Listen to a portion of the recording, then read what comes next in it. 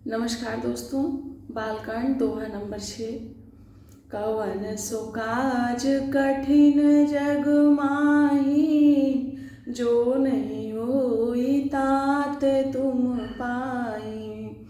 जड़ चेतन गुण दोष में विश्व कीन करतार, संत हंस गुण गाय पर परिहरि बारी विकार।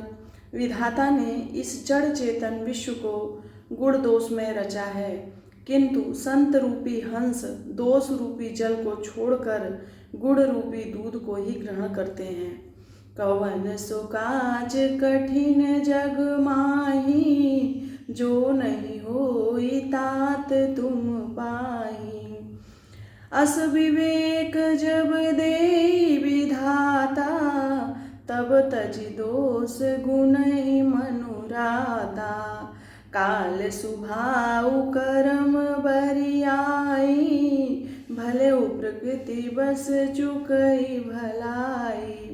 विधाता जब इस प्रकार का हंस का सा विवेक देते हैं, तब दोषों को छोड़कर मन गुणों में अनुरक्त होता है। काल स्वभाव और कर्म की प्रबलता से भले लोग साधु भी माया के वश में होकर कभी कभी भलाई से चूक जाते हैं। सो सुधारी हरिजन जिम लेहि, दलि दुख दोष विमल जसु देहि। खलउ करहि भली पाउ सुसंगु, मिटई न मलिन सुभाउ अमंगु। भगवान के भक्त जैसे उस चूक को सुधार लेते हैं और दुख दोषों को मिटाकर निर्मल यश देते हैं, वैसे ही दुष्ट भी कभी कभी उत्तम संग पाकर भलाई करते हैं, परंतु उनका कभी भंग न होने वाला मलिन स्वभाव नहीं मिटता। लखि सुबेश जग बंचक जेऊ, बेस प्रताप पूजियहि तेऊ। उघरहि अंत न होई निबाहु, काल में मिजिमि रावण राहु।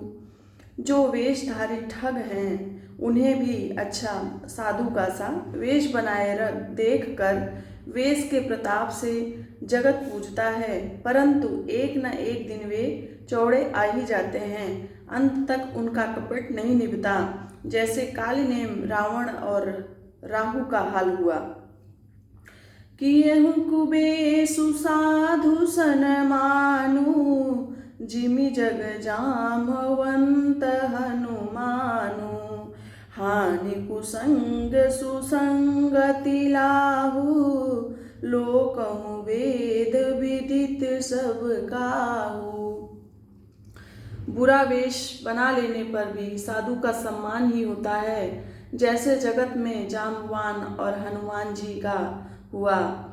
बुरे संग से हानि और अच्छे संग से लाभ होता है, यह बात लोक और वेद में है और सभी लोग इसको जानते हैं। गगन चढ़ई रज पवन प्रसंगा, कीचहि मिलई नीच जल संगा। साधु असाधु सदन सुख सारी, सुमिरहि राम देहि गनिगारी।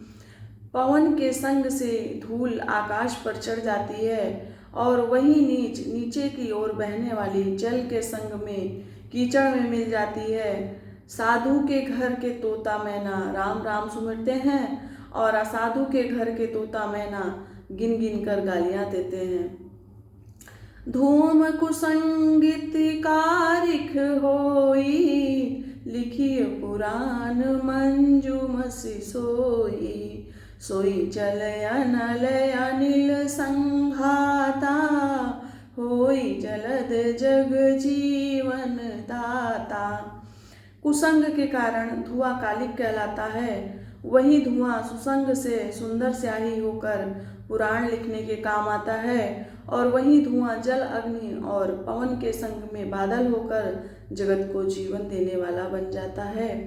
कवन सो काज कठिन जग माही, जो नहीं होई तात तुम पाई। यहाँ पर दोहा नंबर 6 संपन्न होता है और अगले दोहा नंबर 7 के साथ आपके सामने फिर से मैं प्रस्तुत होंगी। आप सभी को जय श्री सीताराम, जय हनुमान।